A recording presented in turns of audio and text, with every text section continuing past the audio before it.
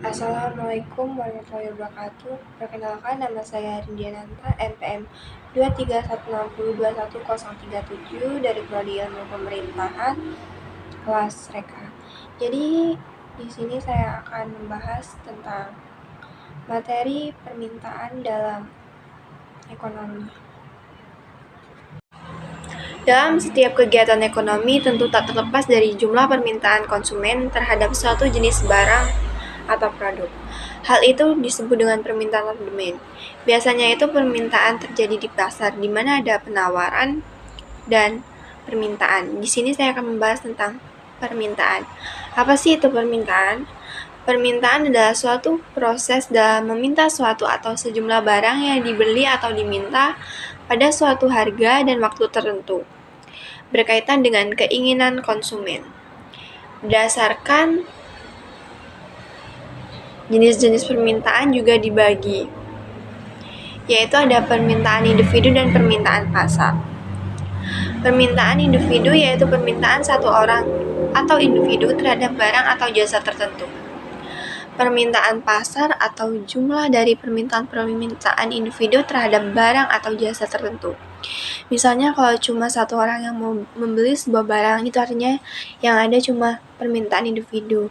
Tapi kalau ada banyak orang lain selain satu orang yang mau membeli barang tersebut, artinya terjadi permintaan pasar.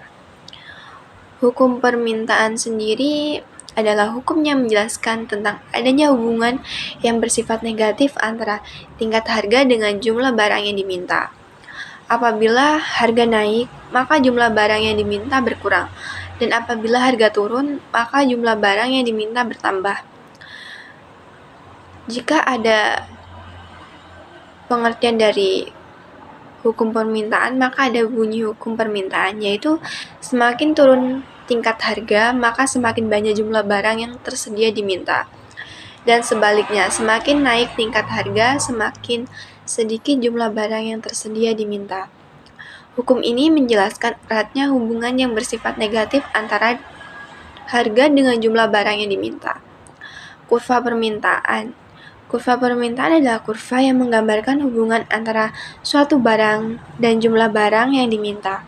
Untuk menggambarkan kurva permintaan, tolak ukur yang digunakan itu biasanya kayak faktor harga, sedangkan faktor-faktor lain dianggap tetap atau konstan. Kurva permintaan memiliki kemiringan negatif yang bergerak dari kiri ke atas ke kanan bawah. Hal itu disebabkan oleh hubungan antara harga dan jumlah yang diminta memiliki sifat hubungan terbalik. Jika harga turun, jumlah yang diminta akan naik. Sebaliknya, jika harga naik, jumlah barang diminta akan turun. Fungsi permintaan adalah suatu fungsi yang menunjukkan hubungan antara harga dan jumlah barang atau jasa yang diminta. Fungsi permintaan diambil dari sudut pandang pembeli. Rumus fungsi permintaan digunakan untuk menganalisa perilaku konsumen dan harga barang atau jasa. Pada dasarnya, fungsi permintaan mengikuti hukum permintaan, yaitu jika harga naik, maka permintaan akan turun. Jika harga turun, maka permintaan akan naik. Jumlah barang yang diminta itu bisa dilambangkan dengan Q, sangat tergantung pada harga barang. Harga barang bisa dilambangkan dengan huruf P, dan secara matematis dapat dinyatakan Q sama dengan F dalam kurung P. Faktor-faktor yang mempengaruhi permintaan yang pertama itu ada harga barang. Naik atau turunnya harga barang atau jasa akan mempengaruhi banyak atau sedikitnya terhadap jumlah barang yang diminta. Yang kedua itu ada pendapatan masyarakat. Pendapatan masyarakat mencerminkan daya beli masyarakat. Tinggi dan rendahnya pendapatan masyarakat akan mempengaruhi kualitas maupun kuantitas permintaan.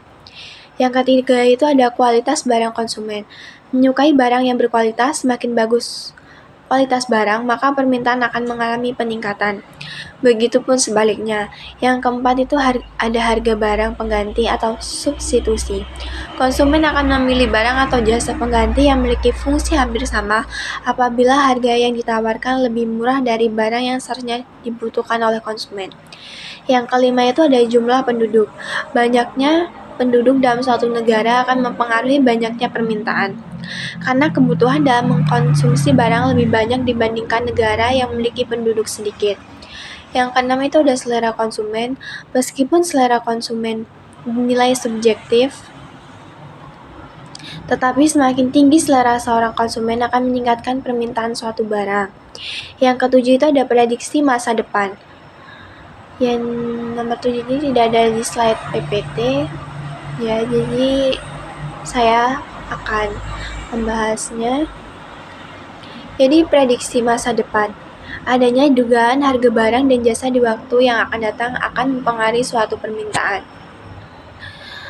Dari hal-hal tersebut, dari pengertian permintaan, hukum permintaan, dan kurva permintaan, akan adanya analisis permintaan, di mana analisis permintaan adalah memahami faktor-faktor yang mempengaruhi permintaan produk yang bisa mencakup harga, pendapatan konsumen, tren, budaya, faktor sosial, dan alasan konsumen memilih produk. Itu saja yang dapat saya jelaskan. Saya akhiri. Wassalamualaikum warahmatullahi wabarakatuh.